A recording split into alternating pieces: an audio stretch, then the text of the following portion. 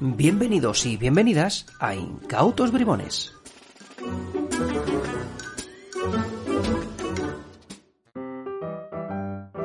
Jesfer, querido y añorado Jesús,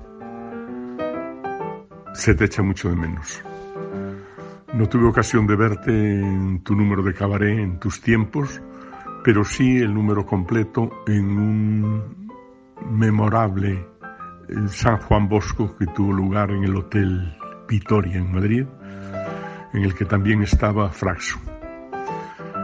Después sé que has estado, porque te lo oía contar, haciendo también magia de cerca en el prestigioso restaurante Maite.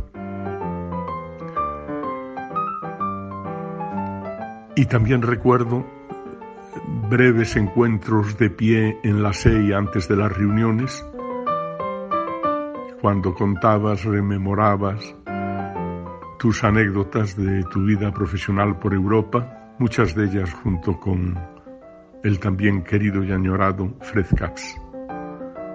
Se te recuerda siempre.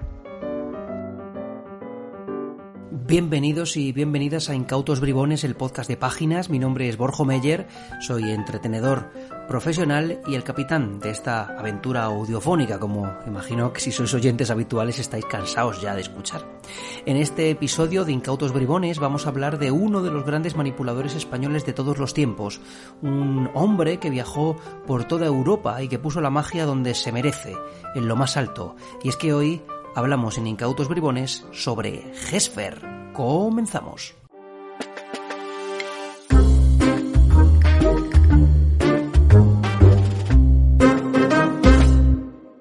No podía comenzarse mejor este episodio que con las emocionantes palabras de otro gran artista, don Camilo Vázquez. Camilo, uno de los hombres que ha vivido los grandes momentos dorados de la magia española.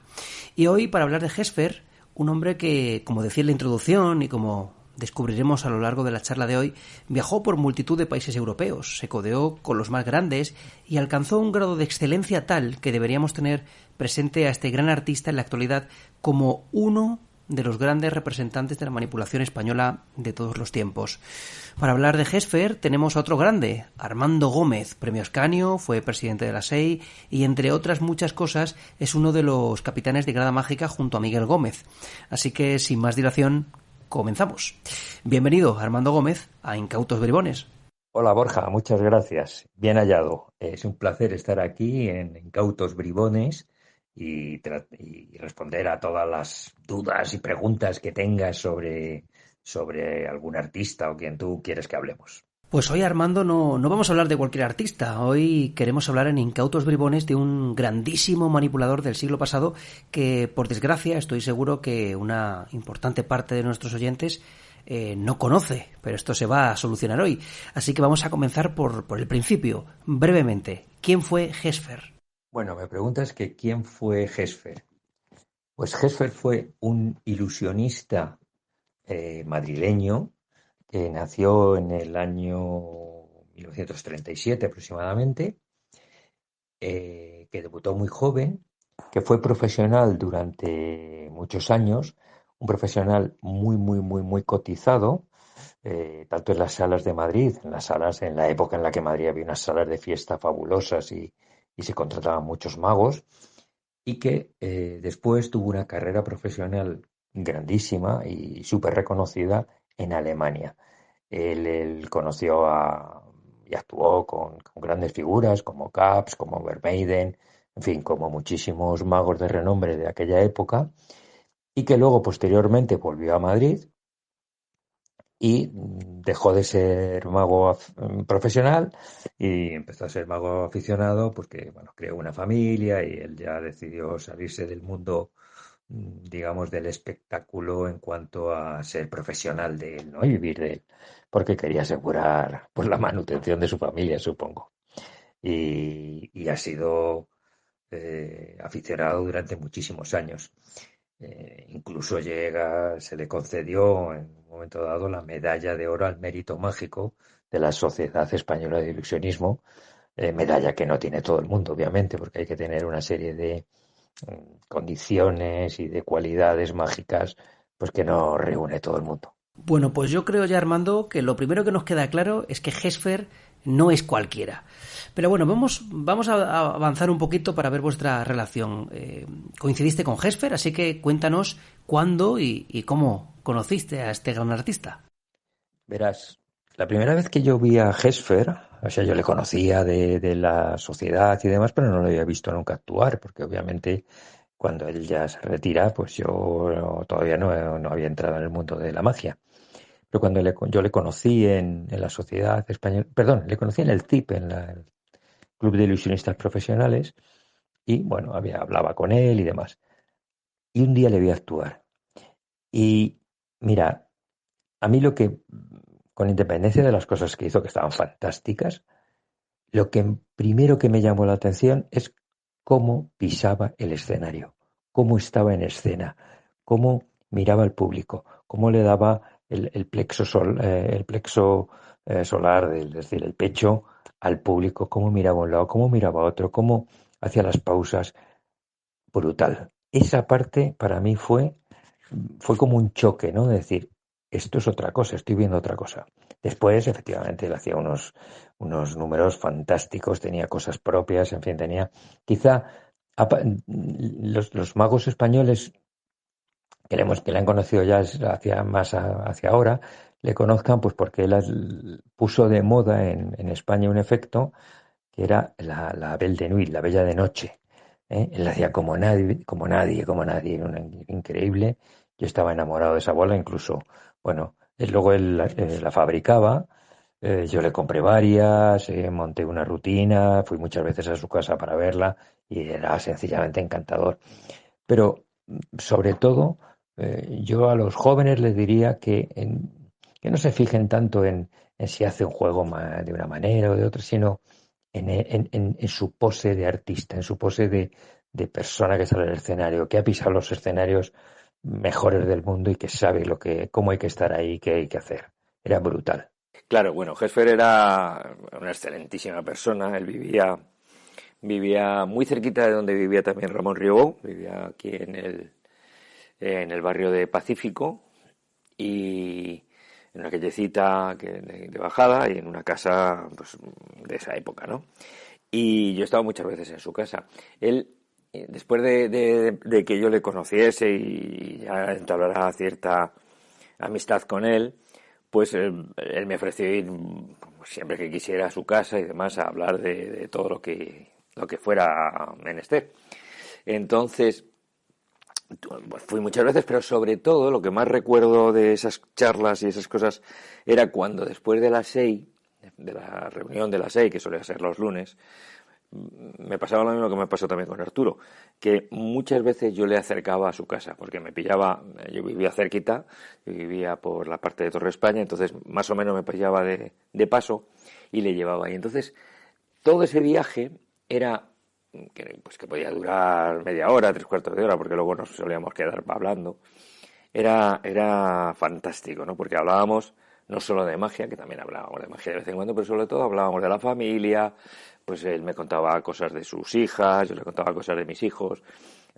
Su hija pequeña y mi hijo mediano los dos habían estudiado lo mismo, ingeniería química. Entonces él me contaba cómo había su hija entrado a trabajar ¿cómo se llamaba esto? En Ingenierías Reunidas o algo así se llama la empresa esta.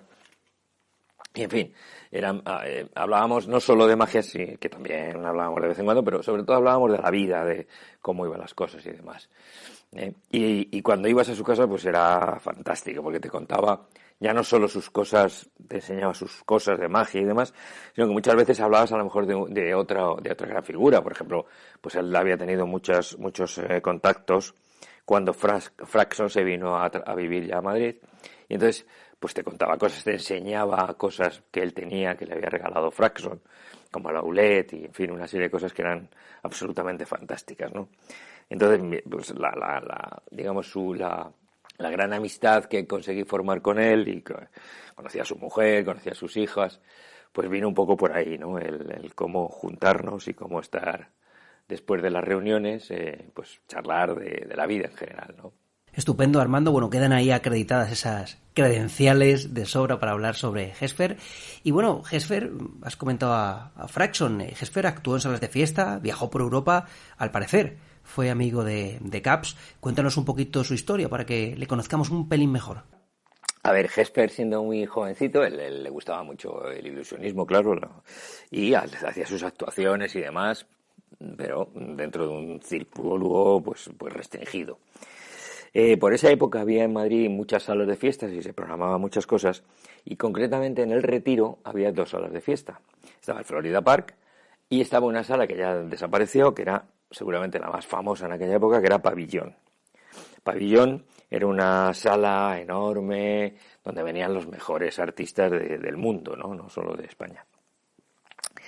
En el año 1953, Pabellón contrata a la estrella mundial del momento, una señora que se llamaba Josephine Baker, súper famosísima, muy conocida y demás. Entonces Josephine Baker, cuando llega aquí a Madrid, dice que para complementar su espectáculo, ella quiere alguien que no cuente chistes, que no sea un humorista, que por supuesto no cante, y que no hagan unas determinadas cosas. Entonces el dueño de Pabellón en esa época pues había conocido a Hesper, que entonces era muy jovencito, claro, y le dice: no te preocupes, que te voy a traer a un artista que va a ser de tu agrado y no va a haber ningún problema. Y entonces trae a Hesper, y Hesper actúa en Pabellón con muchísimo éxito porque él era muy buen mago y muy gran manipulador, y está trabajando durante toda esa época. En el 58 le llama otro de los grandes representantes que había en esa época, un señor que se llamaba Marvani. Entonces Marvani le dice que le quiere contratar en exclusiva y que le va a pagar 2.000 pesetas diarias. Claro, eso es en el 58, 2.000 pesetas diarias, era un dineral. Y Hesper firma. Bueno, entonces, ¿qué ocurre? Que Marvani, cuando se lo lleva a París y allí le explota de mala manera, ¿no? Entonces tiene que trabajar muchísimo, y haciendo dobletes y haciendo de todo y tal. Entonces sí ganaba mucho dinero, pero estaba hasta el pico la boina de trabajar. Y entonces se produce un hecho, y es que le sale la posibilidad de actuar en las bases americanas que había en Alemania. Pero para eso tenía que conseguir que Marvani le dejara. Entonces el representante que le llevaba, otro representante que tenía, o la persona que iba a hacer lo de las bases, convence a Marvani dejándole a otro artista. Marvani dice vale, y entonces libera a Hesper para que pueda ir durante 6 meses a hacer actuaciones prácticamente todos los días en las bases americanas. Eso es en Alemania. Entonces va a Alemania y está actuando por allí. En Alemania le gusta muchísimo a la gente, y entonces empiezan a contratarle, ya después de ese periodo de 6 meses, empiezan a contratarle en cabarets, pues en fin, ya empieza a ser... Y ahí es donde trabaja con los artistas famosísimos de esa época, como Caps y demás. Tengo que contar una cosa... que bueno, luego contaremos con alguna anécdota, pero previo a eso, antes de todo esto, digamos, cuando él está empezando y demás, viene a España Ricciardi Jr. Viene a España Ricciardi Jr., está en Madrid, creo que era en el teatro que hay en la Plaza Benavente, creo que era ahí donde estaba, y entonces Hesper va todos los días a verle, todos los días, y sabía el número de memoria. Y entabla amistad con Ricciardi, mucha amistad, incluso, o sea, puede entrar a camerinos, conoce a la mujer, a la madre de Ricciardi, y está por ahí. Ricciardi era un señor que, bueno, le gustaba también darle un poquito a la priva, según decía Hesper. Y entonces un día Ricciardi no aparece, a la hora de la función, y Ricciardi no aparece. Entonces, bueno, Ricciardi le llamaba a Gesfer pelao. No sé muy bien por qué. Le decía, tú pelao, ven para acá, tú pelao, ¿no? Le llamaba pelao. Bueno, Ricciardi no aparece. Entonces la madre de Ricciardi, preocupadísima, dice, pelao, ven para acá. Le planta el smoking de Ricciardi y le dice, tú te sabes todo, vas a salir. Y cuando ya está a punto de salir, ¿no? Entre cajas ya para salir y tal, en ese momento aparece Ricciardi y ya pues salió él y tal, ¿no? Pero estuvo a segundos de sustituir a Ricciardi haciéndose pasar por Ricciardi en su espectáculo, ¿no? Una cosa muy curiosísima. A ver, yo cuando Gesfer hablaba de Caps, él decía que había actuado con él en los cabarets y demás por Centro Europa, porque él, digamos que toda su carrera profesional la hace en Centro Europa, y allí pues había trabajado con él en el sitio, ¿no? O sea, y que, bueno, pues que tenía cierta amistad con él y poco más, tampoco contaba mucho más, ¿no? Decían que era un magnífico mago, por supuesto, pero no contaba mucho más de eso. Seguimos con historias, seguimos con anécdotas, seguimos conociendo a Gesfer, Armando. Dicen que Gesfer manipulaba palomas cuando solamente lo hacían Pollock o Sylvain, o también se decía que Fraxon le creó una rutina de cigarrillos. Bueno, aquí hay dos preguntas. Primero, cuéntanos un poco si esto es cierto o no, y también que nos hables un poquito de qué tipo de magia hacía Gesfer. A ver, Gesfer, yo no le he llegado nunca a ver sus rutinas de palomas, no los he visto. Sé que lo hacía, pero yo no las he llegado a ver, ni he podido ver ningún vídeo, ni ninguna grabación de él haciéndola. Sí sé que las hacía muy, muy, muy, muy bien, y de hecho hay varios magos de aquí de Madrid, pues que digamos, hablaron con él, estuvieron trabajando con él y les enseñó pues las técnicas de palomas de esa época, que eran todas básicamente con pañuelo, ¿no? Las cargas y demás eran con pañuelo. Entonces, pues yo recuerdo, creo que es Riverson el que trabajó con él una temporada, creo que Jorge Blas también trabajó con él una temporada, y seguramente hay muchos más que yo desconozco. Pero yo no he podido ver nunca la parte de palomas, y él tampoco hablaba mucho de eso. De lo que sí que hablaba mucho era de los cigarrillos. A ver, yo a ver, a mí nunca me dijo que Fraxon le montara la rutina. De hecho, yo creo que la rutina era de él. Lo que sí que es verdad es que la habló mucho con Fraxon. Pero eso es muy posterior. Quiero decir, eso es cuando Fraxon en los años 80 pues viene a España y entabla amistad con él, porque vivían más o menos cerca y se veían. Gesfer hacía una rutina de manipulación de cigarrillos, voy a decir básica, quiero decir, no era lo de Fraxon, no era lo de otra gente, no era lo de Cardini, o sea, era mucho más básica porque él, digamos, hacía más cosas dentro de su rutina, no era un número de 10 minutos, sino que él hacía más cosas. Entonces, lo que sí que es verdad es que inventa unos cargadores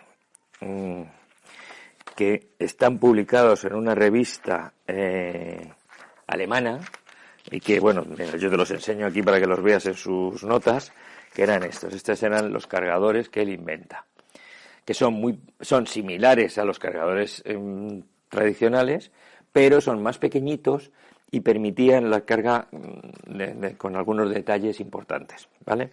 Entonces, él publica esto, yo no me acuerdo dónde, es una revista alemana, porque yo sí que la he visto, la revista y demás, ¿vale? Y su rutina es con cigarrillos encendidos, pero en realidad encendidos no hay muchos, creo que hay uno o dos nada más, pero simula que están encendidos porque él va manteniendo el humo de uno, usando la empalme a la italiana, pues va siempre tirando del que está encendido, pero el que luego tira al suelo es uno de los que tiene empalmados y no es, ¿no? Está muy bonita. Esta es una rutina que en el año, debió ser como en el 99, 1999, 98, 99, cuando Miguel era vicepresidente de la SEI, yo era el presidente, y nos fuimos a la primera SEI, que ya era SEI propia, digamos, en el Alto Extremadura. Yo le convencí a Gesfer, afortunadamente eso sí está grabado, yo convencí a Gesfer de que diera una charla solo con esto, ¿no? Entonces él montó estas notas de conferencia que dice rutina Gesfer de manipulación de cigarrillos, donde contaba toda la rutina y demás. Estaban los esquemas de los cargadores. En fin, esto es, ves que están aquí, con todos los esquemas, todo lo regaló a la SEI, ¿no? Y esa rutina, la verdad es que era muy todoterreno, muy de poder. Bueno, a la fortuna, desgraciadamente ahora no se pueden hacer las rutinas de cigarrillos, pero la rutina estaba muy bien. Estaba muy bien. Sé que la habló con Fraxon muchas veces y que no sé si la depuraría en algunas cosas, pero la rutina era suya y no, yo no tengo constancia de que fuera una rutina que le montara Fraxon a él, ¿eh? No, porque además era todo de la época que él estaba en Alemania y Fraxon no estaba en Alemania, Fraxon estaba en Estados Unidos. Tema aclarado, cuestiones solucionadas y continuamos, porque imagino, Armando, que le viste actuar alguna vez y creo que sería interesante para nuestros oyentes saber cuáles eran sus efectos credenciales, es decir, cuáles eran los efectos que más presentaba ante el público y cuáles el público más celebraba. A ver, los efectos que más le representaban, ya en la época en la que yo le conozco, que evidentemente no fue su época profesional, porque, bueno, voy a contar esto porque quizá un poco desconocido a la gente. Gesfer, cuando estaba estudiando en Alemania, cuando estaba trabajando en Alemania, tenía bastante tiempo libre, porque solo tenía que actuar, imagínate, no recuerdo cuándo, ya no me acuerdo cuándo me dijo, pero los fines de semana. Y durante toda la semana él estaba ocioso, digamos, ¿no? Libre. Entonces él se dedica a estudiar y se hace una ingeniería, se saca una carrera de ingeniería. Cuando él ya decide volverse aquí, dejar de ser profesional y entrar él entra en la empresa que se llamaba Técnicas Reunidas, que antes lo he dicho mal, Técnicas Reunidas, y él entra trabajando allí en su puesto de trabajo y demás, y deja la magia desde el punto de vista profesional. Él comentaba una cosa, que yo esto lo he comentado muchas veces con él, porque claro, a mí me pasaba lo mismo, yo trabajaba en otra empresa y hacía magia. Y él no le gustaba decir en la empresa que era mago, porque había tenido una mala experiencia con alguien que le había visto y que le había reconocido y que luego le decía, a ver, haz alguna de esas tonterías tuyas que haces y tal. Y entonces eso le sentaba fatal y él no quería tenerlo completamente desligado, ¿vale? Que es una cosa que siempre era muy de Gesfer, ¿no? Es decir, yo no digo que soy mago en la empresa es la empresa y esto es otra cosa. Entonces, de la parte que yo ya he conocido, porque yo no he conocido la parte profesional, ¿no? Pero de la parte que yo he conocido, sus juegos credenciales, que eran los que hacía, digamos, siempre que actuaba, por las veces que yo le he visto actuar, era la rutina de cigarrillos, que era muy bonita. De hecho, está grabada y se puede ver perfectamente en vivo y demás. Y sobre todo, La Bella de Noche. Él, por supuesto, no inventa La Bella de Noche. La Bella de Noche es un juego conocido. Pero cuando él la trae desde Europa y viene aquí, en España La Bella de Noche no se hacía o lo hacía muy poquita gente. No era un juego. Entonces, cuando él la trae, en esa época seguramente eran más las zombies y demás, ¿no? Entonces, cuando él trae La Bella de Noche, claro, es un concepto muy distinto, es muy bonito. Entonces mucha gente empieza a hacer La Bella de Noche en España. Y además él tiene una cosa muy buena, y era que él aprendió a fabricarlas. Y entonces él compraba, en época de Navidad, compraba las bolas estas de Navidad grandes y las trabajaba, en fin, las cortaba, las llenaba, las ponía unos pesos. Yo tengo como 3 o 4 suyas de varios tamaños. Y también lo que él llamaba la carga, que en realidad es el hilo, él lo llamaba la carga, pues te explicaba cómo tenía que ir y tal. Yo he trabajado muchísimas veces con él, la rutina y tal. Y él decía una cosa que era muy interesante, y decía, esta rutina, La Bella de Noche, tiene 10 pases, no tiene más. O sea, empeñarse en hacer otras cosas no va. Pero es muy curioso porque hasta el último momento él seguía trabajando y llegó a un final que era muy distinto.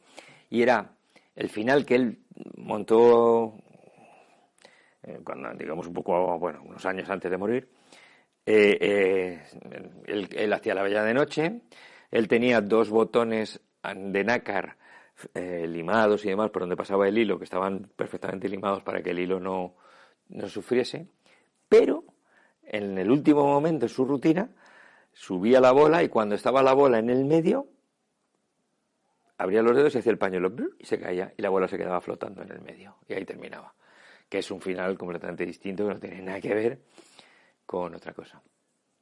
Y es un final suyo que se le ocurrió y cómo hacerlo. Y era muy bonito. Entonces yo creo que esos eran sus juegos referencia, ¿no? Yo los que siempre he visto. Luego le he visto hacer más cosas cuando hablando, esos digamos eran en escena sin hablar. Cuando hablaba él tenía 2 efectos que yo se los he visto también muchas veces.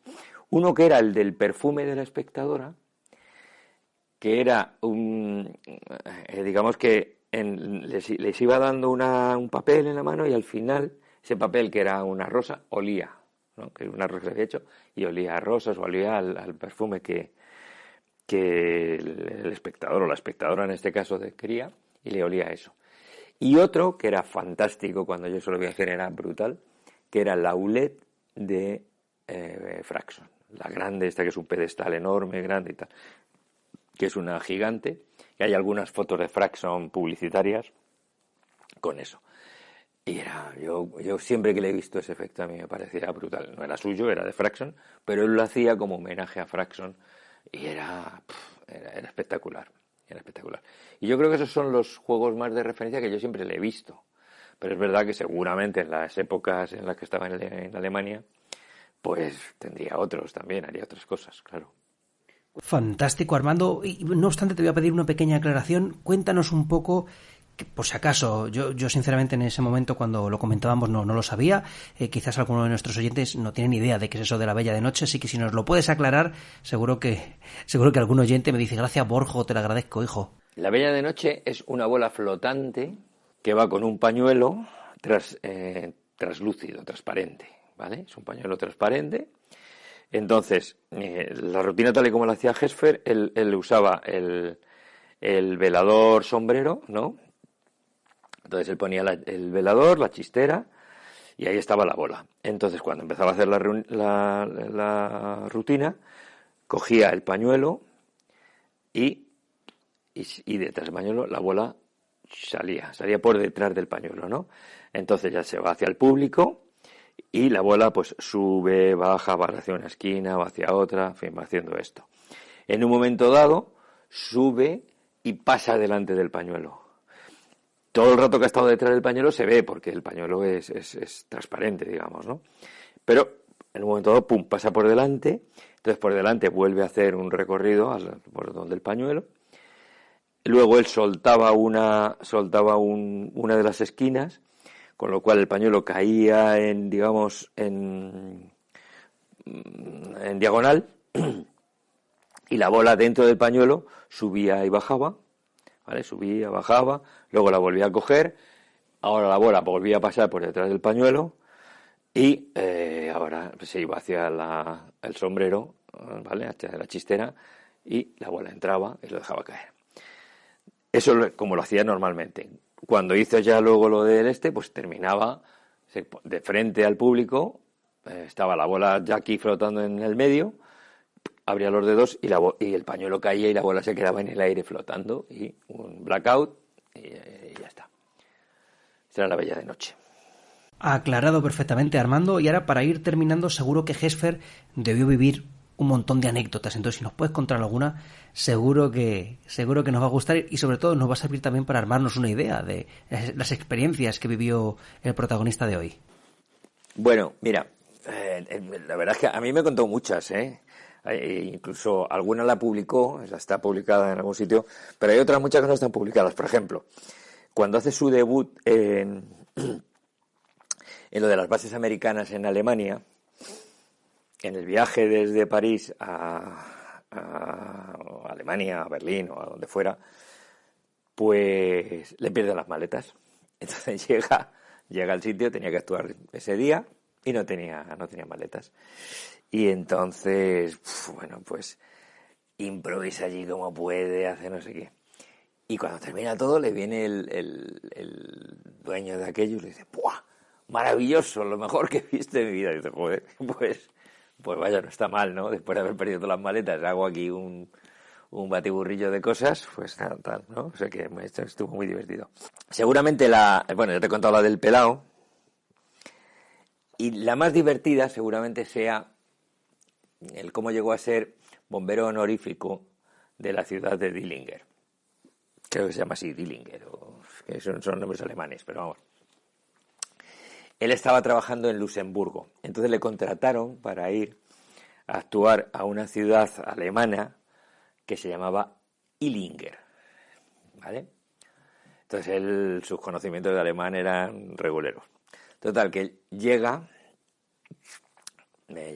al pueblo y se va al centro donde se hacía aquello. Parece ser que en Alemania hay como algo parecido a lo que hay aquí en España de los centros culturales, ¿no? Pues debe ser como una casa del pueblo donde allí se hacen todas las cosas y tal. Entonces llega allí, hay una fiesta y se presenta, le dice al presentador, mire, yo soy el mago y tal, pues estupendo, usted va a cerrar usted la primera parte. Pues muy bien. Entonces se prepara tal, sale, hace su número, y allí la gente, wow, maravilloso, no sé qué, no sé cuántos y tal.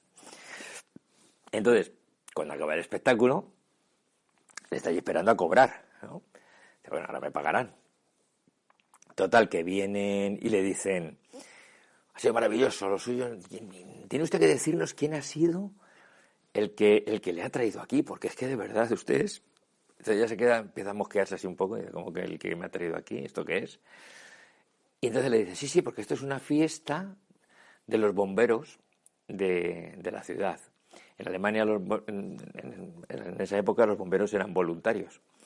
Sí, entonces esto es una fiesta que se hace para recaudar fondos y tal, entonces estamos encantados que usted haya venido aquí a actuar desinteresadamente por esto. El pobre jefe se empieza a quedar y dice, y además, como es lo que más nos ha gustado, le vamos a poner a usted una banda nombrándole bombero, como el bombero de honor de la ciudad.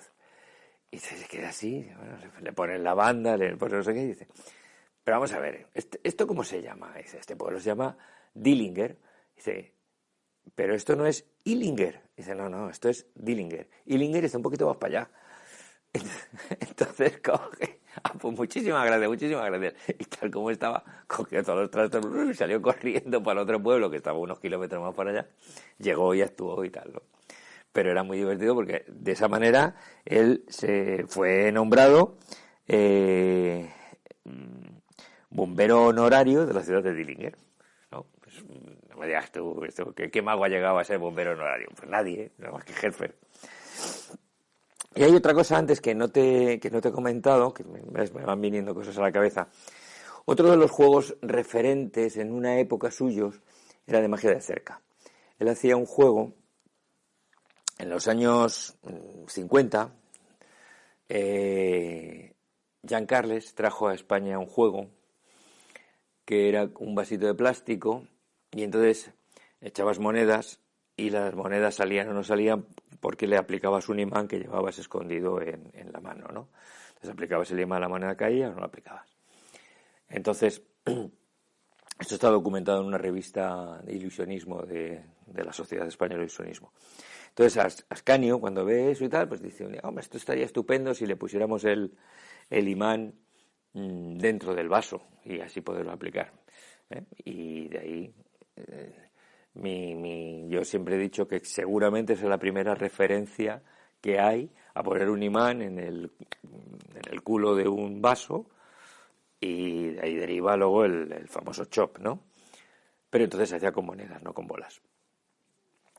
Bueno, el caso es que esta idea se lleva a Barcelona y la ve el presidente del CEDAM de aquella época, ¿no? Que se llamaba Maimó, el de la Escuela Radio Maimó, pues ese.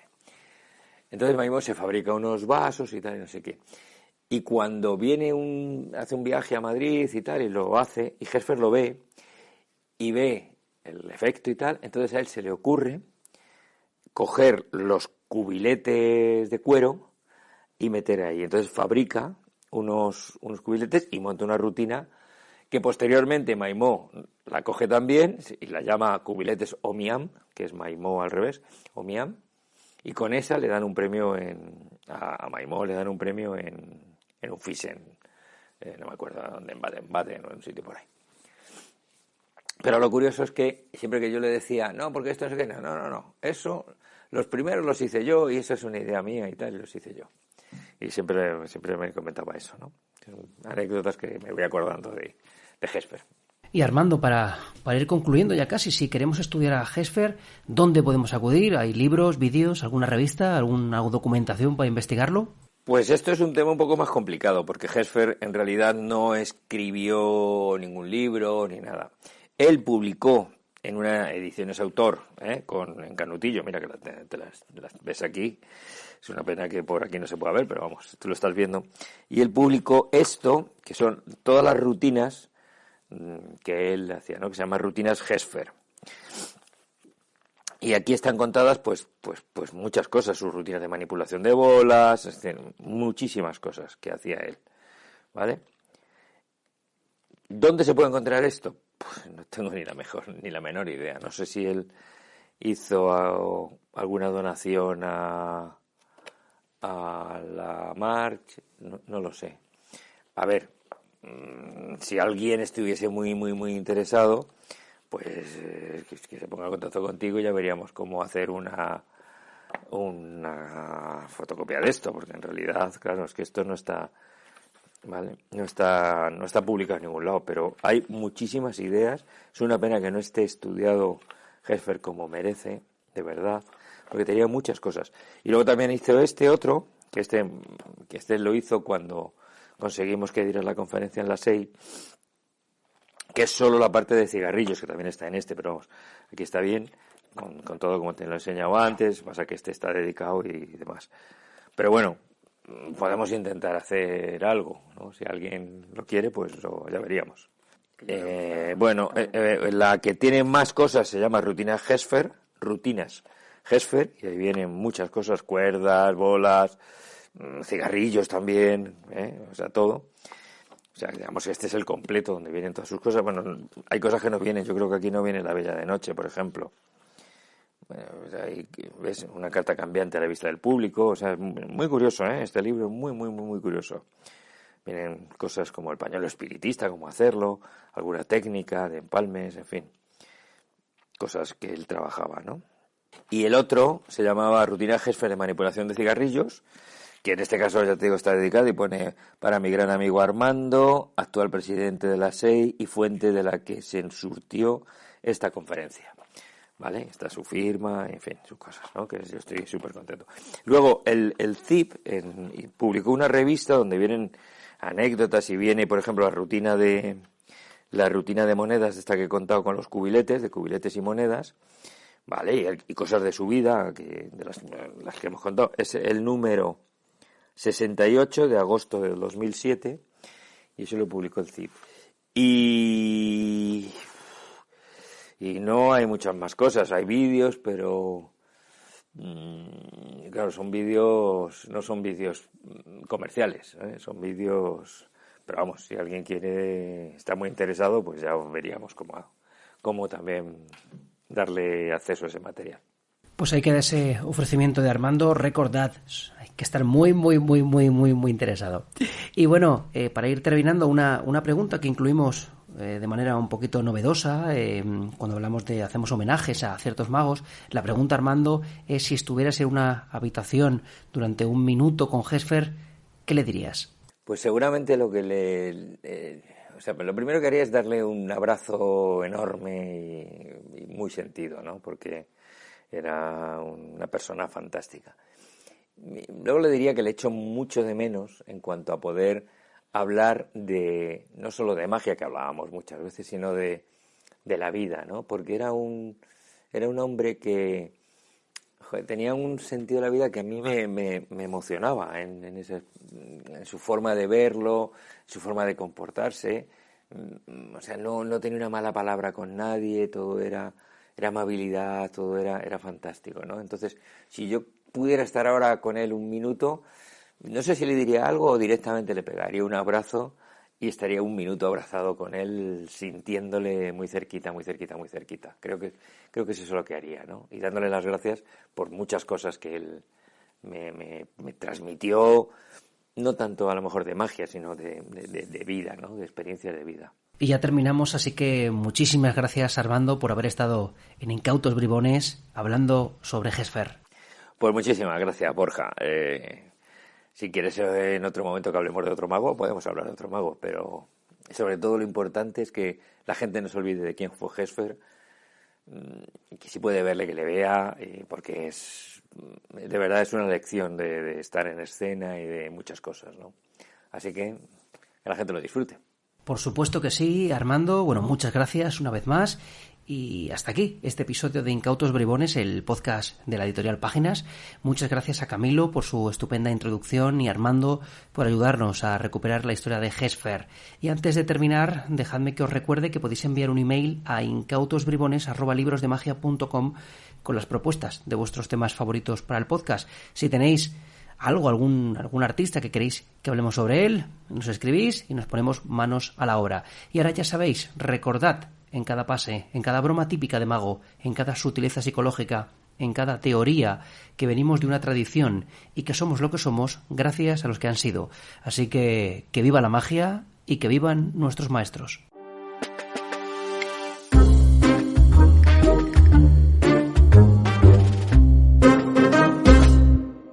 Y esto se acaba, pero antes, si aún no lo has hecho, suscríbete a Páginas en un clic, nuestra newsletter, entrando en librosdemagia.com.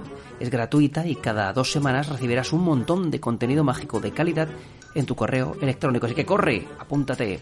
En una semana volvemos con un nuevo episodio de Incautos Bribones.